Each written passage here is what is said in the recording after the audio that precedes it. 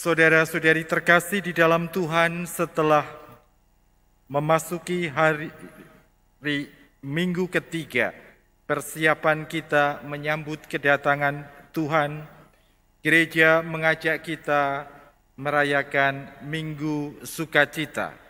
Kita diajak bersukacita karena janji Tuhan yang akan datang untuk menyertai perjalanan kita sudah semakin dekat. Sadar bahwa seringkali dalam hidup kita kurang punya ruang di dalam hati kita untuk sesama dan juga untuk Tuhan sendiri. Ibu, bapak, saudara-saudari, dan teman-teman muda yang terkasih di dalam Tuhan, apa yang sesungguhnya membuat hidup manusia sungguh bisa mengalami sukacita secara penuh? Saya meyakini perjuangan hidup manusia adalah perjuangan hidup untuk menemukan jawaban atas ini. Di dalam kehidupan gereja ada seorang bernama Agustinus. Kita mengenalnya sebagai Santo Agustinus. Ia awalnya berpikir sukacita itu akan terjadi, akan dialami kalau ia bisa melakukan apa yang ia inginkan. Maka jadilah ia seorang pemuja keinginannya. Ia melakukan apa saja yang ia ingini tanpa peduli moral dan aturan. Apakah ia mengalami sukacita? Ternyata tidak. Ia alami kehampaan. Lalu ia mencoba mencari sukacita itu dalam kecerdasan, dalam kepandaian. Karena kita mendengar bersama ada pepatah, ada ungkapan bahwa pengetahuan itu adalah kekuatan. Maka ia menjadi orang yang sangat cerdas. Siapapun yang belajar filsafat, tak peduli agamanya apa, harus bertemu dengan Agustinus ini karena pemikirannya yang luar biasa. Tetapi saat kecerdasan sudah ia raih dan otaknya begitu tajam dan gemilang, kembali ia mengalami kekosongan. Sukacita itu tidak ada di sana. Pada akhirnya Agustinus berkata demikian. Jiwaku terus gelisah ya Tuhan, sampai aku bisa beristirahat di dalam Engkau. Jadi bagi Agustinus, sukacita yang sejati itu akan dialami kalau orang sungguh-sungguh mengalami kedekatan, persatuan dengan Tuhan. Bapak, Ibu, saudara-saudari, dan teman-teman muda yang terkasih di dalam Tuhan, sebetulnya penemuan Agustinus ini bukan hal yang baru. Sebab sebelum Agustinus menemukan itu,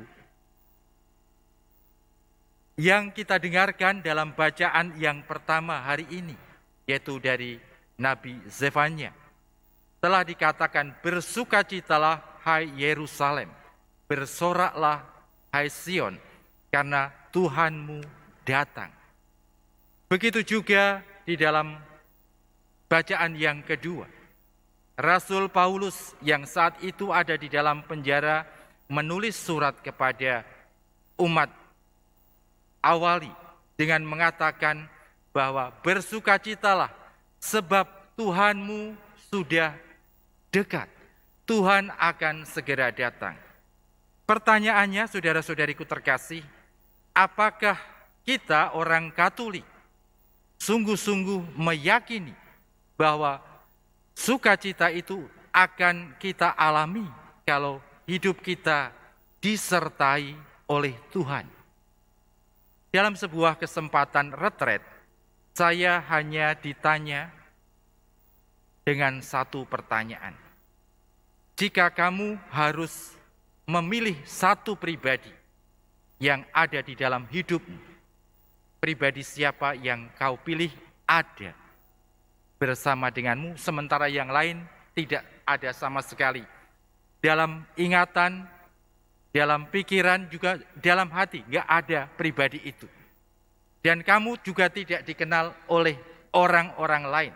Tetapi pribadi itu kamu kenal, dekat dengan kamu, dan ia juga kau rasakan kedekatannya denganmu, dan ia juga menganggap kamu dekat dengan dia. Saudara-saudariku terkasih, siapakah pribadi itu? Tidak serta-merta dalam pertanyaan itu saya bisa menjawab Tuhan. Tetapi saudara-saudariku terkasih, bagi orang yang sungguh-sungguh meyakini bahwa Tuhan itu adalah jaminan sukacita sejati, maka seruan Yohanes Pembaptis dalam Injil Lukas hari ini menjadi penting untuk kita dengarkan. Kita akan bisa menerima Tuhan secara utuh di dalam hati kita. Atau dengan kata lain, hati kita bisa cukup luas untuk memberi tempat bagi Tuhan yang akan datang, agar bisa berdiam, bersemayam di hati kita, kalau kita sudah bebas dari dua bahaya yang ada di dalam kehidupan manusia. Dua bahaya yang bisa menimpa siapa saja, tak peduli pastor, suster, atau awam, atau orang beragama apapun. Bahaya itu yang pertama adalah bahaya mentalitas koruptif, berkorupsi, yang juga dekat dengan budaya kebiasaan manipulatif, yang diingatkan oleh Yohanes kepada para pemungut cukai. Jangan menagih lebih dari yang seharusnya. Bapak, Ibu, dan saudara-saudariku terkasih, serta teman-teman muda sekalian, korupsi menjadi buah penderitaan, bukan hanya bagi orang yang melakukannya pada akhirnya, tetapi juga bagi orang-orang yang ada di sekitarnya. Saya kira Anda dan saya, kita semua sepakat bahwa korupsi itu merugikan, bukan hanya diri kita yang melakukan, tetapi juga orang-orang di sekitar kita. Hal kedua yang menjadi hal yang juga cukup bahaya di dalam kehidupan manusia, menjadi kecenderungan umum manusia, adalah sulit berkata cukup untuk dirinya sendiri. Maka Yohanes berkata, cukupkanlah dirimu dengan apa yang kamu miliki. Syukurilah apa yang kamu punya. Saudara-saudariku terkasih, kadang kita melupakan untuk bersyukur atas apa yang sudah kita miliki dan memimpikan apa yang sesungguhnya mungkin bahkan mustahil untuk kita raih.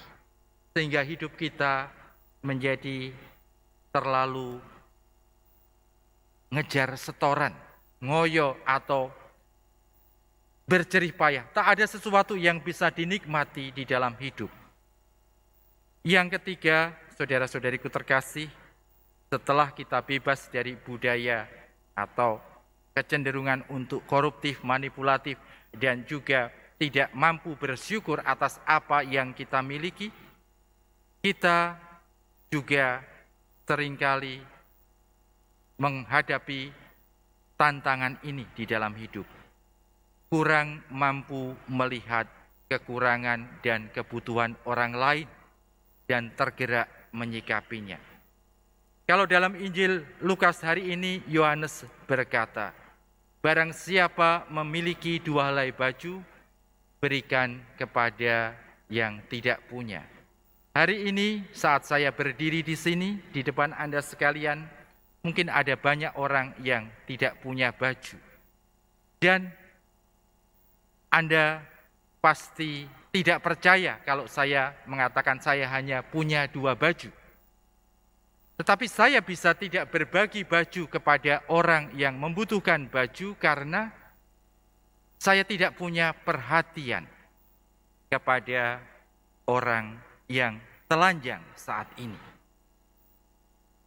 Saudara-saudariku terkasih, Tuhan akan menjadi pribadi yang bersemayam di hati kita kalau hati kita bersih dari keinginan atau kebiasaan koruptif dan manipulatif.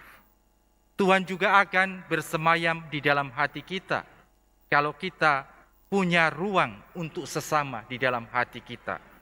Kalau kita tidak punya ruang untuk sesama yang kita lihat setiap hari, yang kita sentuh dengan tangan kita, yang kita dengarkan suaranya secara langsung dengan telinga kita, kita pasti akan lebih sulit lagi memiliki ruang di hati kita untuk Tuhan yang harus kita cari dalam keheningan.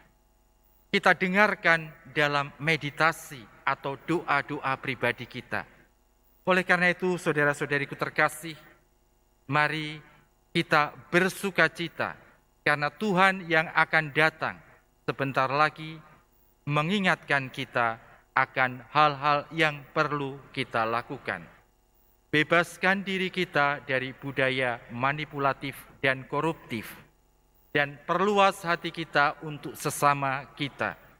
Beri ruang di dalam hati kita untuk pribadi lain, maka Tuhan akan diam di dalam hati kita.